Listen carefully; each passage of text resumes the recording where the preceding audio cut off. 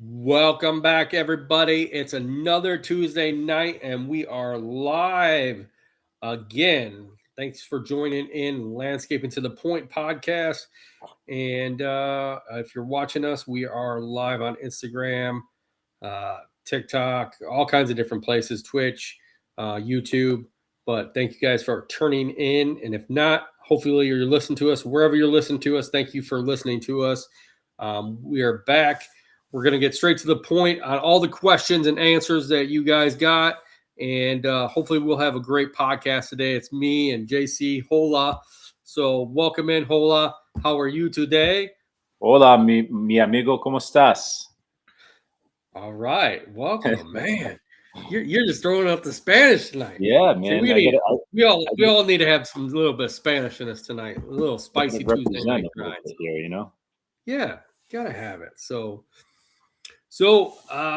what's the weather been out to you guys? I know up here we've had all last week we had rain. We got literally, I was telling another people from the UAG group last week on Thursday, we had 8 inches of rain in the last 6 weeks. And then over the weekend, we got another 3 inches of rain. So now we're over to almost 11 inches of rain in 6 weeks. Wow. So that's as much as we've had. Last year we had 6 straight months where we had 8 inches. Now we got freaking 11 inches. So it's grass is just growing like crazy. Last week was kind of hectic trying to get it all done. We had to work a little bit later on Friday, but we got everything done, so that was a good thing. I don't know. It's been warm here too. So what about you guys? Yeah, we had the last couple of weeks where it was quite a bit of rain, and it was usually during the weekends, which kind of sucked because you were hoping for a good weekend for the last couple ones around. It rained. When did it rain? It rained over this weekend.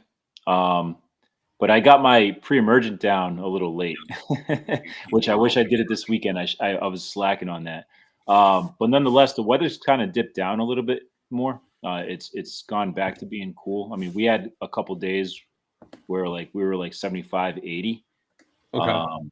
And it's gone down quite a bit again. So it's starting to feel like early April, early spring. You know, the morning coldness. I had to defrost my car this morning. Jeez, I got into it. Yeah. So it's like it kind of showed itself to us a little bit, and then it kind of went away. Right. I mean, it's good, but I mean, I'm kind of glad. I mean, we had a little bit of cool weather. I think it was Monday morning. It was like 30, but like we're back already up to 70 today. Yesterday it was like 50 by the middle of the afternoon, and they're talking 80s by the end of the week. So I mean, grass is pretty going good, and the warmth. I like the warmth that we went from, like literally going from literally like I don't know, it was like 2 weeks ago, 3 weeks ago, we had like 40s, 50s. Now we're up to 80s. So like it's a big difference. Like that, it's changed, but I mean, you can't complain too much. I mean, it's weather. It's spring still. Like who knows what's going to happen? Right. Yeah.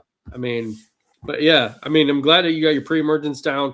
We had all ours down except for 2 jobs, and weeds are already popping. So we just switched over to weed and feeds because it's like at this point, like we got to get the weed and feeds down, like before everything just takes off. Like that's the worst thing that you can happen, but oh well. I mean, we'll handle the crabgrass later down the road if it's a big problem. But like usually, if you do a good job on the weed and feeds, you can kind of keep it under control and then kind of just keep it at it, the crabgrass, because you're always going to have some spot treating when you're coming down to it in later in the year anyway. So I mean, I don't know how heavy you put it down, but I mean, I put it down pretty heavy, and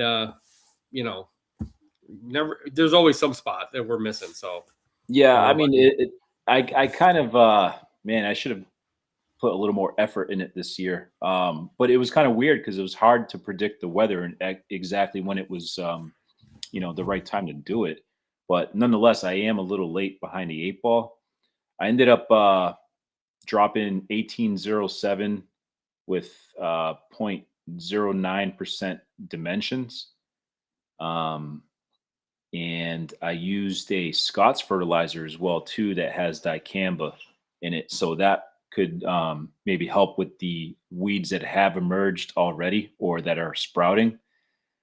I think I'm going to add some more dimension to it, which is, I have a 0.15, but I'll just kind of not put so much down because I've already put that other one, and see how it goes. I kind of just eyeballed it this time around, which I never do.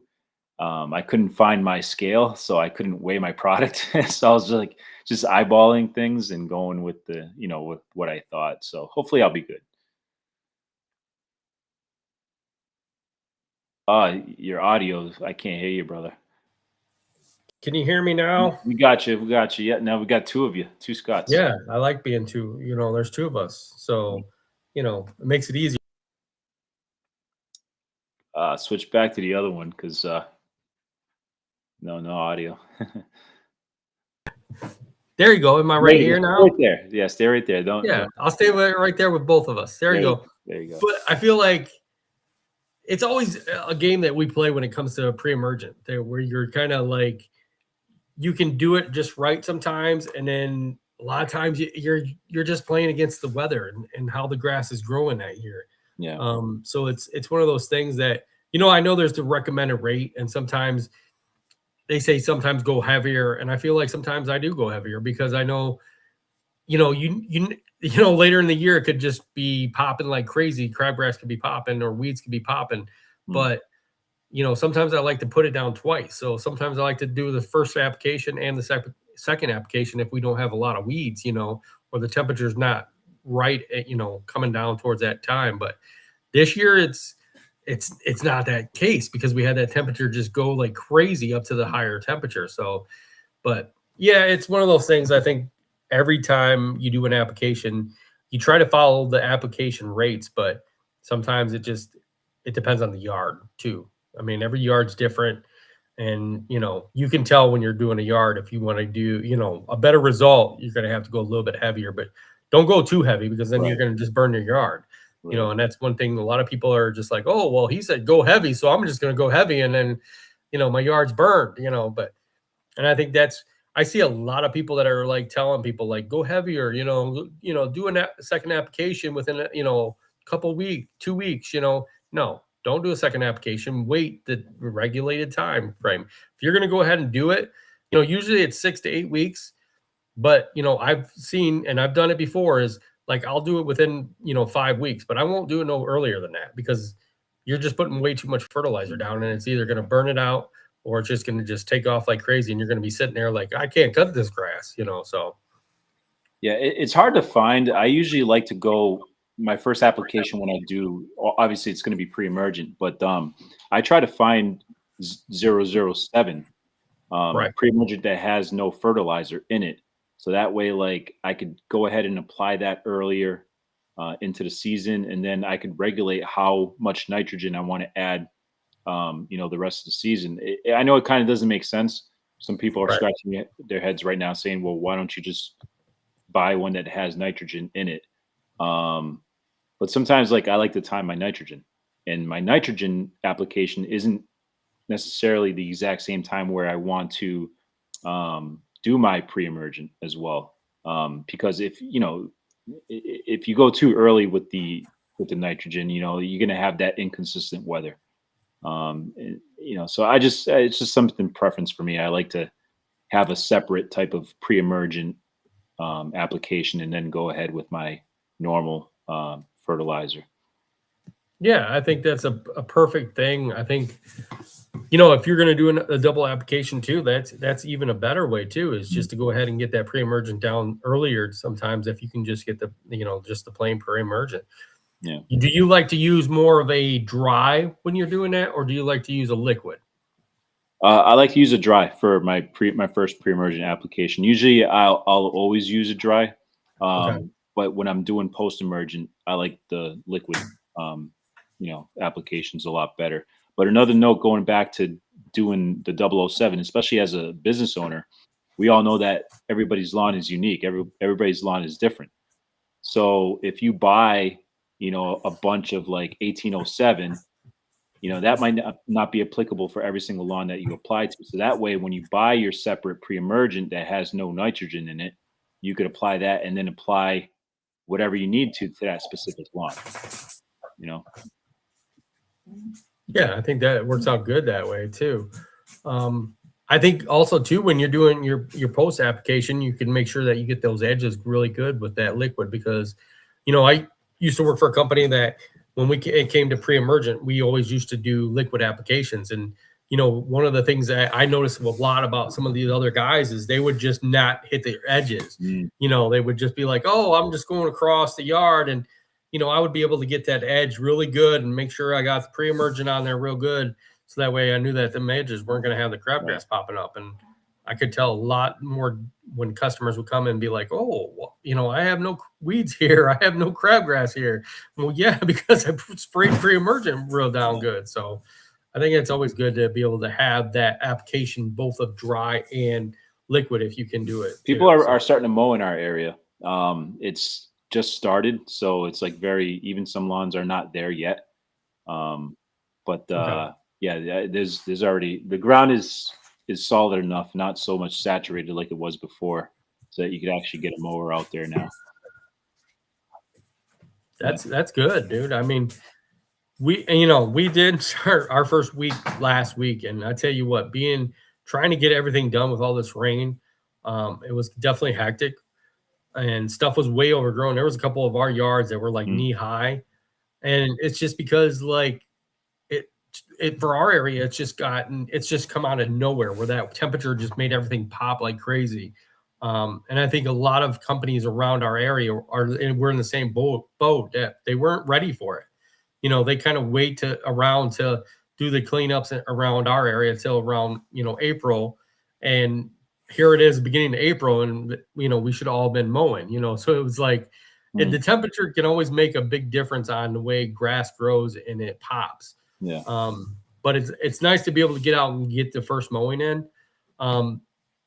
We always like to cut our first lawns at like 3.75, and then kind of go back and forth between that point, depending on the what it looks like and stuff. What do you like to cut yours at, JC? I like to keep it tall. Sometimes I get as close as 4 inches as I can, especially in the summertime. The first cut, I actually do the opposite, bro. I cut it down like 3 to 3 inches. Okay.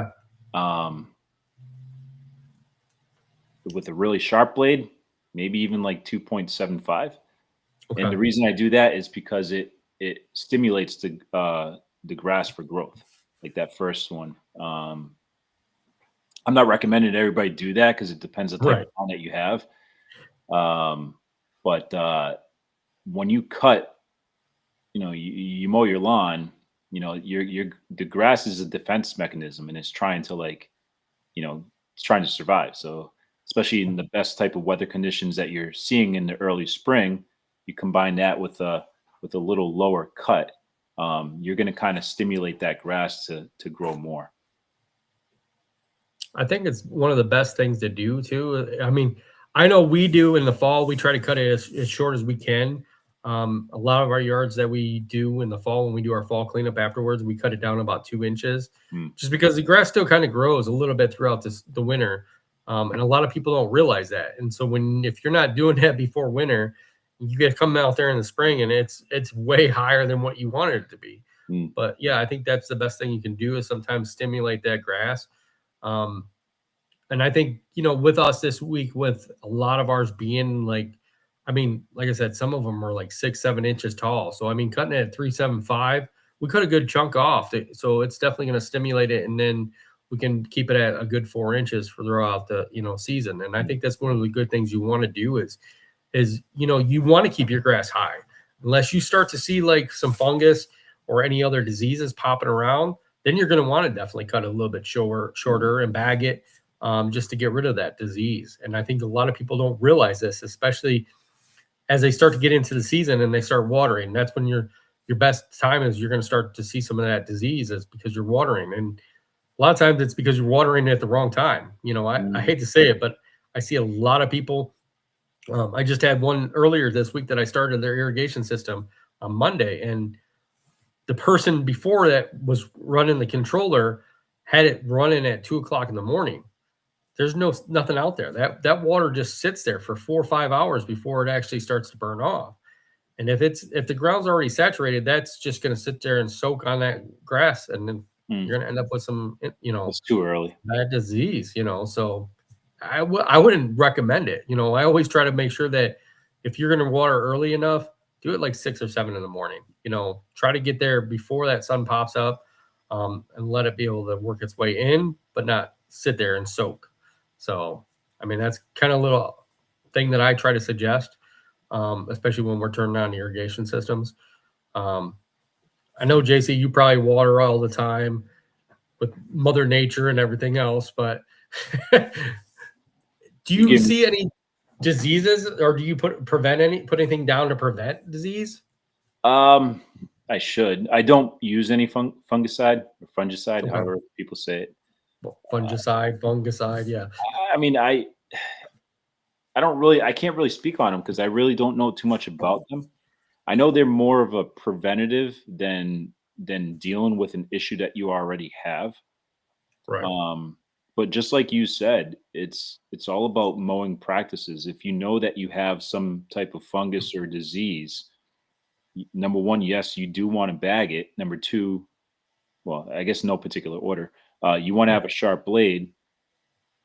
And one thing that a lot of people neglect to do just because they don't have enough time is you should really be washing that deck underneath, scraping that deck, washing that deck with soap and water, because you're just kind of leaving remnants of whatever fungus or disease you had from that lawn.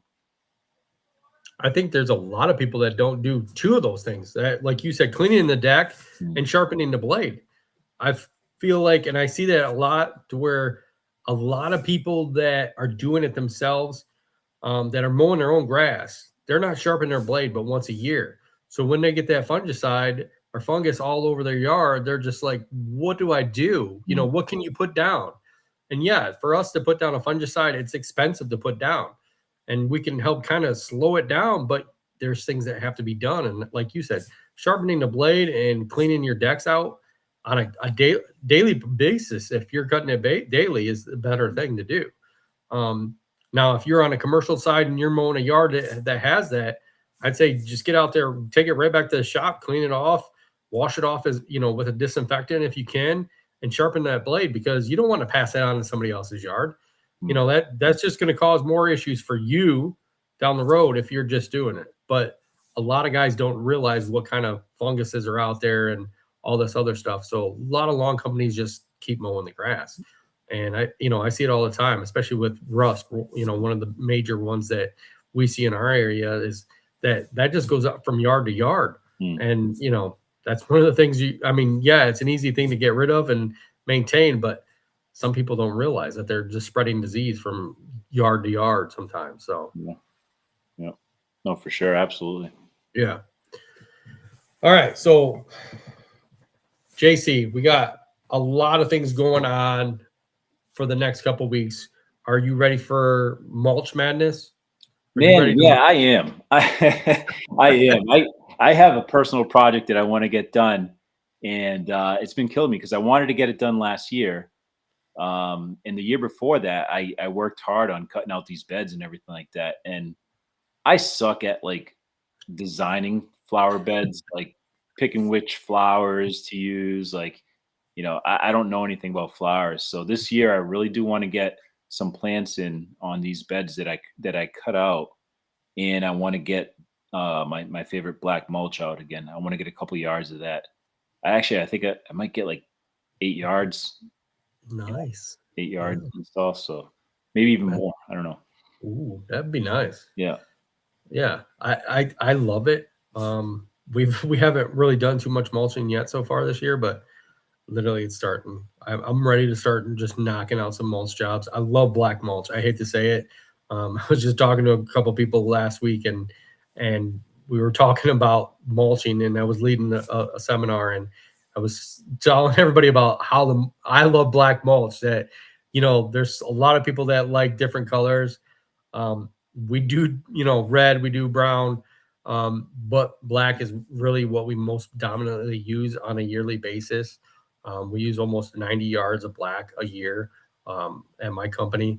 And red, I hate to say it, but we try to push our red to the very last job if we can. So that way the trailer is just, red, because the trailer turns red. Everything turns red. And I hate to say it, but that's one of the things I don't want to mix with any of my other colors, because usually after that, I got to power wash the crap out of the trailer before I start anything else. So, do you like red mulch, JC, or no? My mom does. I hate it. My mom loves it. I hate it. I hate it too. I hate to say it, but like, it's one of those things. We literally only had one till beginning of this year. We picked up a second red mulch job. They're literally family members, so it's kind of like I can't, push them away. But now we're doing, instead of 7 yards, we're doing 15 yards of red mulch just a year. So it's gonna be one of those things where we're gonna try to get those both done in literally 2 days and be done with our red mulch, and then be able to start to go back to whatever we're doing. So. But yeah, I black mulch. I think black mulch makes a bed stand out. Tell you the truth. I was just gonna say that. Yeah, I think brown makes it look like it's dirt sometimes, because by the time it starts to fade out, it makes it look like it's just like plain dirt. But I feel like the black makes a bed stand out, and it stands out pretty long sometimes, depending on where you're getting it colored from. But it just, when you're looking at that nice lush green grass and you see that black mulch, you can tell that that's a bed. You can really tell that that's a bed right there in front of the house. And I don't care what color house you have, but it makes any house just stand out. Yeah. It just does. I agree with you 100%. I think it makes the flowers pop, especially like pink flowers or roses. That contrast is quite intense. I think, black definitely brings it out. Oh yeah. Yeah. It's a more consistent color. Yeah, it is. I think there's a lot of companies that use brown around us. But I think, there's only like 3 or 4 of us that constantly push the black mulch, and you can tell what yards are what, because when you go by some of these yards, you're like, okay, they got black. They're using black mulch because they're, wherever their trucks are, they got black mulch.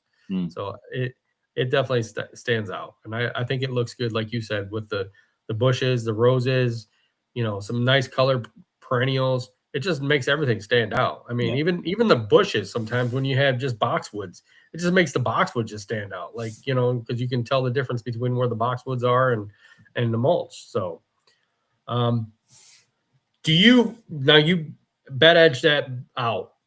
Do you still have it all out bed edged out, or do you have to bed edge it? I got to clean up the lines. I got to edge it a little better. And the shitty part is I kind of envy some people like in the, in the South or whatever, or just even the, North Carolinas, that area. We have a very rocky soil. Like, I'm talking big rocks, man. And even at that level, like we're hitting stuff. We're hitting ledge. We're hitting a lot of different things. So it's kind of hard to get that Paul Camara clean, line in your. But he's right by you, so come on. I know, man. I know he's a magician, that guy. But so yeah. Going back to mine, you could still see them, but they're just sloppy. I just got to go back there and kind of refine them. I think that's one of the things. I mean, I love to go and edge beds out every time we mulch. That's one of the things we do. And I go back and forth between hand doing it and machine doing it, because I think you can have a good design from either way. But sometimes when you put that nice edge with a shovel and then go take the weed whip and kind of edge it out on the outside, it makes that bed stand out even more. And, when you're using just like a BDR, bed edger or bed refiner, it's not going to give you that nice crisp edge sometimes, to where you're like, okay, this stands out more. So a lot of times I'll go back to the shovel and just kind of like, hey, we'll get to a job and I'll have my guys start shoveling out wheelbarrows and start going to an area that, I can edge out real quick and be like, okay, here you go for this bed. And I'll just go around and just hand edge everything out. So I think that's one of the things that you got to do every time you're mulching is just kind of edge out that bed to make it look good, because you want to make sure that there's a definition stop between your grass and your mulch. What kind of plants are you planning on planting in that bed? I still don't know. You don't know? Does it get more sun or shade? It kind of gets a little bit of both. I would say more so on one side of it is more so sunny. The other side is kind of more shady. But we were talking the other week about AI. So I'm gonna take some pictures and see if it could come up with something for me and tell me exactly what I need or what type of flowers I could get. I'd be interested to see what it does, because we haven't used it yet to kind of do our beds. But I think I'm going to try a couple of different places and just take and say, let Chat GPT or AI decide what we're going to do on it and see what they do. Because my main question is how does it differentiate for where we're at compared to, like, say, southern United States or something like that. Well, I mean, if you put like, hey, for example, hey, I'm from Spencer, Massachusetts. This is the area of what I want. A design for you to come up with a design. Tell me what I need, what exactly what flowers to buy, how to plant them, and create some images, and it'll tell you all that. It'll tell you the best thriving plants in your area because it's doing the research for you. That's always good if it does it. So I mean, I'm gonna play around with it. I think, I'd like to see what you come up with. If it comes up with some good stuff for you, and I think that might be your problem too. Is if you got some that is sunny and some that's shade, is it gonna throw it all sun or all shade stuff for you? That's where it might be that challenging point. You know what I'm saying? But I think you could say, like, okay, the left side of the house is more sunnier than the right side. So that might help out too on it, helping decide everything too.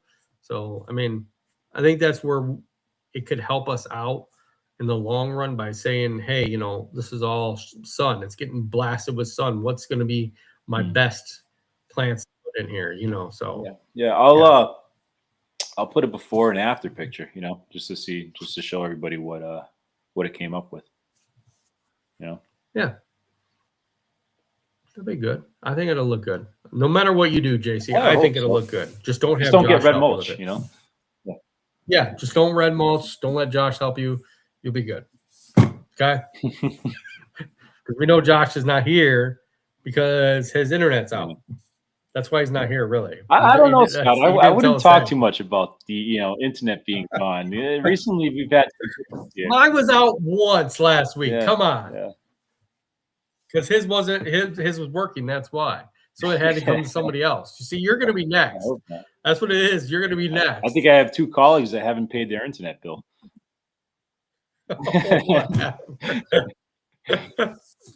Whatever. Oh, that's which leads us to our next segment. Our sponsors. We need more sponsors because we need to pay our internet. We need an internet sponsor. So if you know anybody that is an internet sponsor, we would love to have an internet sponsor. We already have 3 great sponsors right now, which is Cujo Yardware, Pro Parts Direct, and DGP Products. So we would love to have more sponsors. So especially if you're an internet sponsor, we'd love to have you as an internet to maybe give us some free internet. Maybe that'll help us all out. Yeah, I can use it. So I don't have to pay the bill. Maybe that's what it is. We're like the JC needs some faster internet. That I do, but we're also like the PBS of like podcasts. Yeah. See, we love this to talk. Podcast is brought to you in part by viewers like you. That's right. Sponsors like them. So if you guys are out there, thanks you guys for listening and watching, because we enjoy you guys watching us and listening to us, no matter where you are, because we know you guys are all over the world watching us and listening to us, and we thank you guys for doing that. So that's one of the things we love to have. So we're going into mulch. I hate to say this, but sometimes we mulch all the way till June, end of June, and some people don't like that, but a lot of our customers sometimes don't want it to be down too early. So I think that's one of the positive things about being able to continue to mulch till end of June. When do you start? When will you mulch your stuff? Maybe like the first week or two into May. Okay. Usually earlier though. I do like it earlier. I think I might do it this year a little early myself too. I Okay. also have another project lined up, but it's not me that's doing the project. So I was actually going to bring this up with Okay. mulch your lawn. Do you know what the finishing touch is? Other than plants, other than Other than grass. plants, a nice sidewalk or patio. Close. Yes, that does help. But a freshly seal coated driveway. Ooh, yes, that does that makes it stand out. Yeah. Yeah, yeah. Because like we were Okay. talking about, mulch being black, and usually Yeah. asphalt and driveways, freshly seal coated, go back to that darker, richer color, and it contrasts with the grass. Like where my lawn, the way it works is obviously in the front, but I have a driveway that separates two parts of my lawn. So it's nice to see that, green, black, green, and then the flowers. It really does pop with the black mulch too. Yeah. I think seal coating is a good thing to have too, because it's going to make your driveway asphalt stick together longer. Plus, it's going to make it, pop out, like you said, because you Mm. want it to be able to pop. And I think that's one of the things you probably should be doing if you're doing all that other landscaping stuff and cutting your grass, fertilizing your yard, irrigating your yard. Definitely make sure you got that driveway taken care of if Mm. it's asphalt. So, also if it's concrete, might want to get it power washed. I mean, it's a good time right now to get it Yeah, power washed exactly. and you know keep it nice and clean. So there is some benefits to all that stuff. So you could do power wash your siding, JC, while you're at it. I could. I could. I need an extender. But I won't get on a ladder again like that though. I'll get on ladders still. I just won't get on like as I used to before, man. I don't I blame get you. I don't blame you. I really getting don't. there with them.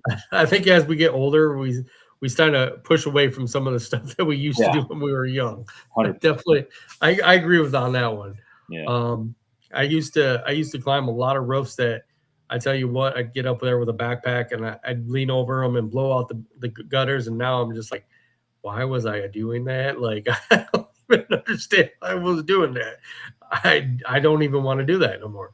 So I agree with you. I think sometimes you got to just let somebody else do it that can do it, or like you said, find an extender that can, be able to get far enough up and Yeah. wash off your, eaves truss or whatever you're going to do.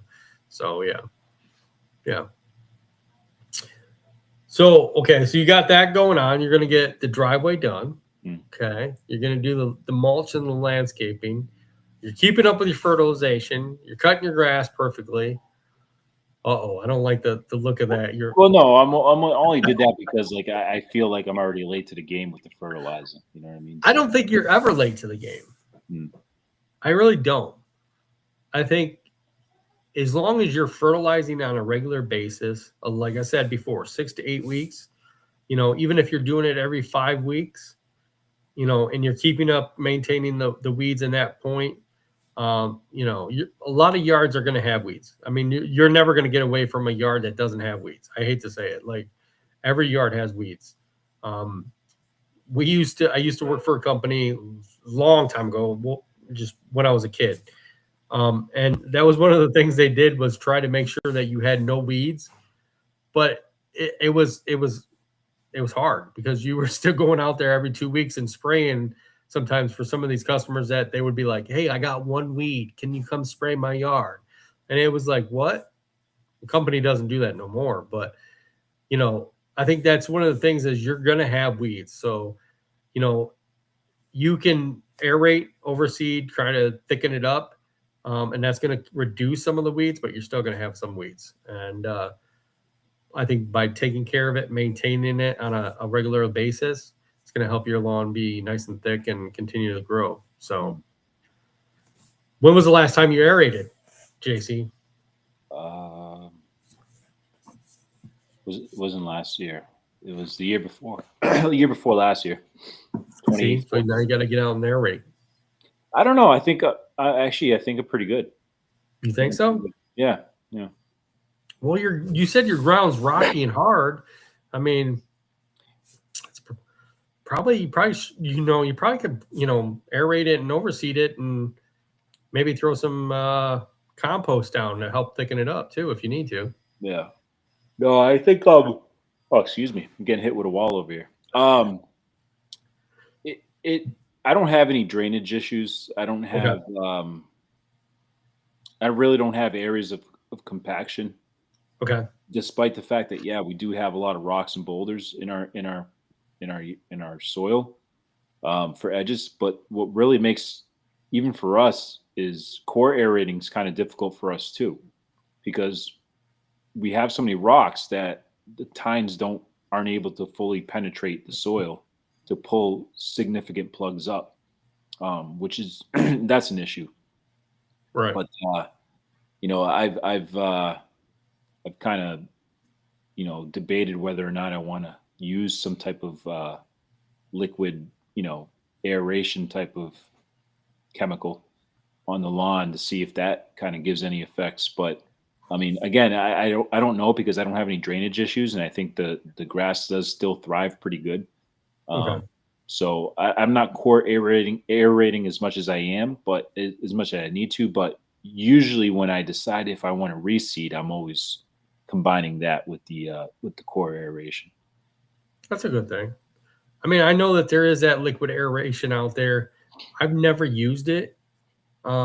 So if anybody's out there that has used it, let us know, because I would love to know what the results are on that. Because, like I said, I've always core aerated and never did the liquid. So I'd love to see what the difference is and kind of see what the results are. Because, I mean, it is an interesting thing, because I guess if you could spray it and you're out there spraying, your whole lawn for a weed and feed, you could probably put that liquid coration in with it and just spray it all out, probably if you could do both at once. So, I mean, it'd be nice to know. I mean, I'd like to know the results on it. So, so if anybody has used it, let us know. Definitely. Well, that's good that you don't have to do that all the time, but I get what you're saying is, with the soil being like that, you probably wouldn't get that many good, cores out of it. So that kind of sucks. And I think, like, going to the liquid stuff, that's if you really think about it, that's more of like a soil conditioner. Right. It's breaking down organic matter. It helps break down organic matter in the lawn and the soil. So that's kind of its way of aerating itself. So it's kind of breaking that up, loosening that up, enriching the soil. And, that's kind of the reason, hence they call it liquid aeration, because you're breaking down those, naturally biodegradable stuff. And obviously the water passes through thatch a lot quicker in that sense. So it does break down thatch too. Okay. So do you bag your yard, or you just let it fly?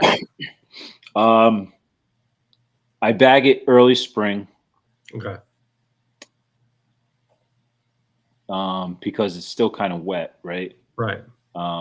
Summertime, I'll take the bagger off. I'll leave the clippings, but I'm also not letting the grass go too long without being mowed in the summertime.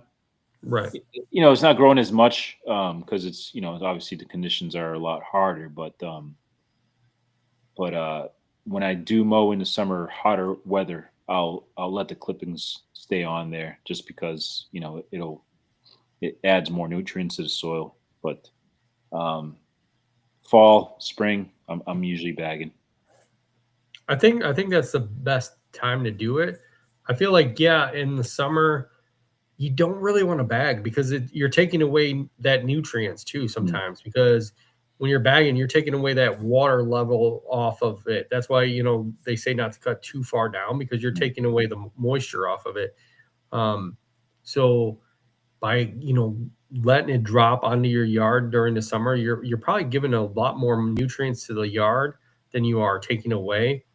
I hate to say it, but I've seen companies around us that just bag year round, and during the summer, their lawns are they dry out faster.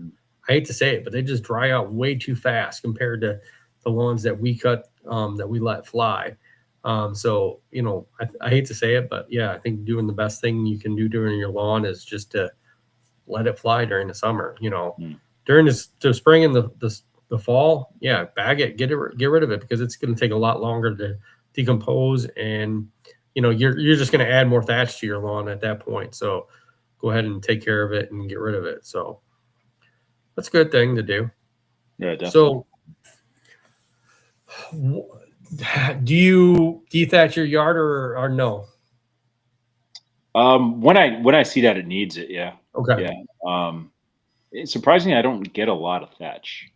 Okay. Some thatch is good, Yeah. I think having a good amount on it is good. And I think by, like you're saying, by bagging in the spring and the fall, you're taking a lot of that out that's going to make the thatch to where you're not going to have that problem. So I think that's one of the good things to do, is just kind of, like you say, just bag it in the spring and fall. So I got this problem area in my lawn, and it's because there's a tree there. Okay. Well, the tree sucks up a lot of the the moisture from that area, and I've never been able to kind of be successful with that. It just runs deep into my into my lawn, and it kind of looks bad because there's other parts right next to it that look great, but the roots kind of run through and kill it. So I'm still trying to battle that. Seeing what I could use for products. Maybe I'll dethatch that area a little more, and try to reseed in the fall. Is it like the roots coming up, or is it just like just around it? It's just not the best. Yeah, just around it. Yeah. Okay. The roots aren't really on the surface, but yeah, they're probably not far down. Is probably what it is, and they're just sucking that moisture. And a lot of times that will happen if they're not, if they didn't get deep into the ground, they'll go ahead and try to suck it from the surface level. So that's probably what's happening. There ain't much you can do about it except for just to deeply water that tree, and hopefully you can get some grass to grow there. But I think the best thing is probably just cut it high around it. I mean, that's all you can do. So there ain't much more about it. So are you excited for baseball? Because baseball's been going now. So are you excited that baseball's going right now? I haven't watched the game yet, to be honest with you, but I'm going to a minor league game on Sunday. Ooh. So that'll be my first baseball game of the year. So I'm hoping that will kind of get me to, put the bug in me to want to watch it even more, afterwards. So I'm excited about that Sunday. It should be a good day. Yeah, that'd be a good game. That should be a real good game then. It's supposed to be nice out there then Sunday? Yeah, I think so. Yeah, I mean, nothing great. I think like 45, 50s, but, hoodie jacket, hoodie season, for me. Yeah. It's year round, so. Yeah, year round for you. Hoodies all the time. I know. There ain't nothing wrong with that, guys. Baseball's been really good so far this year. I know the Tigers were playing Red Sox the other day, and I think they beat them a couple games. So Red Sox been doing crap. That's part of the reason why I haven't watched the game yet, because they're playing like shit. You always have that though. I mean, come on, everybody's team kind of sucks at one point, and but all we can do is sometimes we stick with them as fans. I think that's the best thing you can do. What's crazy though is like the team sucks even more, and they still raise their ticket prices. Yes, they got to do that all the time. Okay, here's a question for you. Have you heard this? I heard this on the radio the other day. I want to know, have you heard this or have you tried it? The 9 for 9 innings. Huh? You drink 9 beers and you have 9 hot dogs in 9 innings. So a beer and a hot dog each inning? Yes. I've never tried it, but I can't because I don't drink. So I'll eat hot dogs. Right. Yeah. But have you ever tried 9 hot dogs in Well, one game? no. I don't have the money to buy 9 hot dogs at the game. They're like $7 each. So that's what I'm saying. Like if you're doing that 9 for 9, okay, beers are usually like 13, 14 bucks a piece at a ball game. Okay. So right there, you're probably at 140 bucks just in beer. And then your hot dogs. Like, so you're in what, $200 for Jeez. 9 beers and 9 hot dogs? Yeah. I Like, mean, it's a I hell of don't a know. game. Yeah. That's an expensive game. I'll tell you that much. And if you're buying ballpark beers, I mean, they're usually like, the cups are a little bigger, so you're gonna be sloshed. They said certain ball games kind of made smaller cups and gave out smaller hot dogs because they were trying to make sure everybody does this. And I'm like, I don't know though. Like still, like you said, I'm not really a beer drinker anymore, so I couldn't sit there and drink 9 beers literally in 2 hours, 2.5 hours. Like there's no way. And I don't think too. Like I think most ballparks they shut off the alcohol sales like in the 7th inning. Yes, they do. So I think what you have to do is kind of buy ahead of time to be, ready for that. So that way you could do that. But, Right. what happens if the game ends early? Then you're screwed because then you can't get that 9 for 9. Well, I guess you could, but just not sit there for the 9 innings, so. Yeah. It's a rain delay, a rain cancellation, Yeah. Call it. You're like 6 in and like you bought all the rest of your beers and then it starts raining. And you're like, what? Now I got to swallow these beers before I leave? I don't know. Like, I don't know. I just thought it was a funny concept and wanted to know if you heard anything about it or anything. So that's interesting though. Yeah. So when you go to your minor league game, maybe they'll do it there, and you can be like, okay, I'm gonna go for 9 hot dogs. See? and 9 Sprites. Yep. Yeah. And just be like, I got it. It's easy. Yeah. You have to pee like crazy afterwards, and you'll be full. So I mean, you never know. That's not a good morning. Like using beer. Oh, it's rough.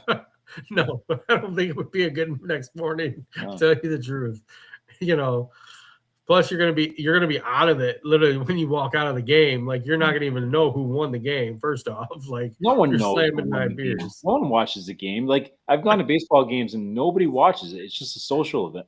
They're on their phones. They're talking to each other. They're not like paying attention. Next thing you know, somebody hits a home run and they're clapping. They don't even know if it's their team that they're clapping for.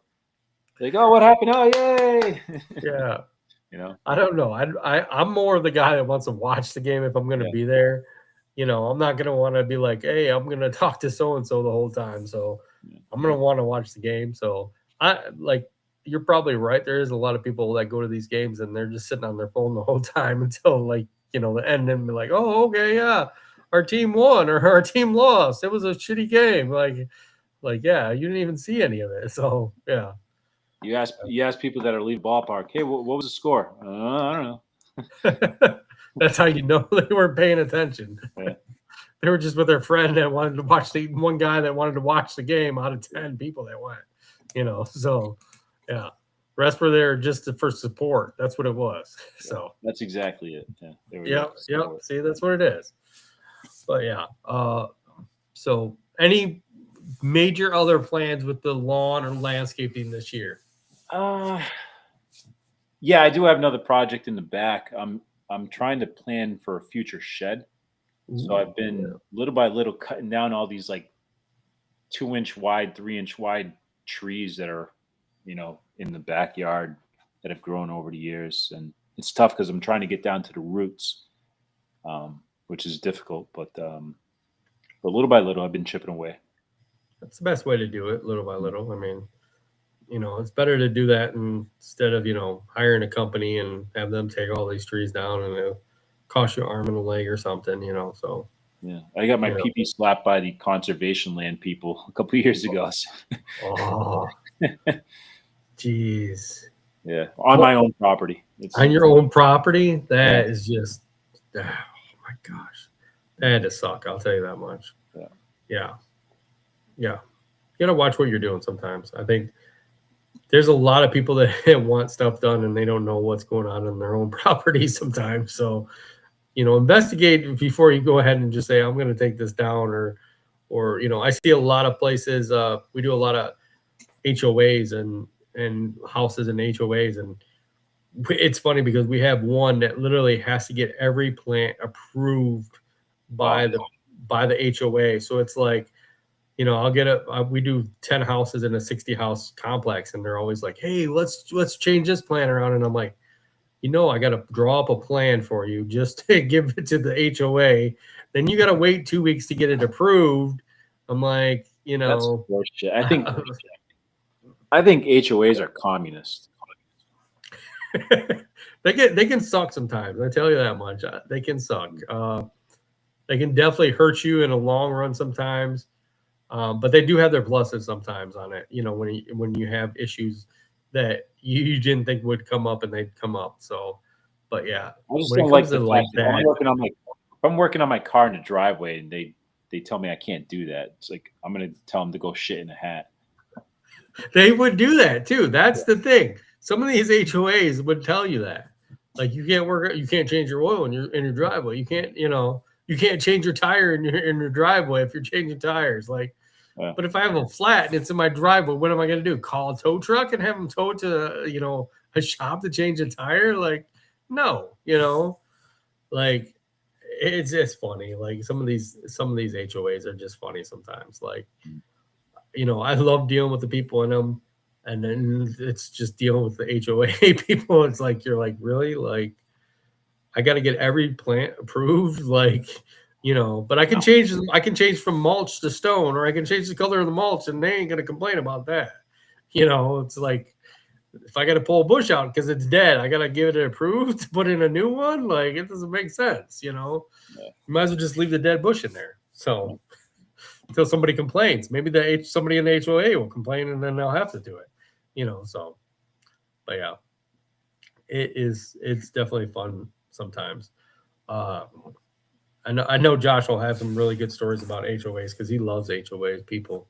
So once he gets on, but so far, guys, it's been a good day. We're grinding it out every week. So thank you guys for watching us. Thanks to our sponsors, Cujo Yardware, Pro Parts Direct, and DGP Products. Thank you guys for sponsoring our show. Thanks for everybody that's been watching.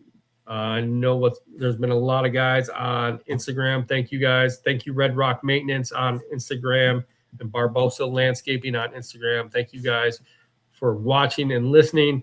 And thank you, all you listeners that are listening. Thank you. Thank everybody that's on YouTube and Twitch that's watching us right now. Thank you guys for continuously watching us and listening to us. You guys rock. And we'll be back next week unless JC just doesn't want to show up.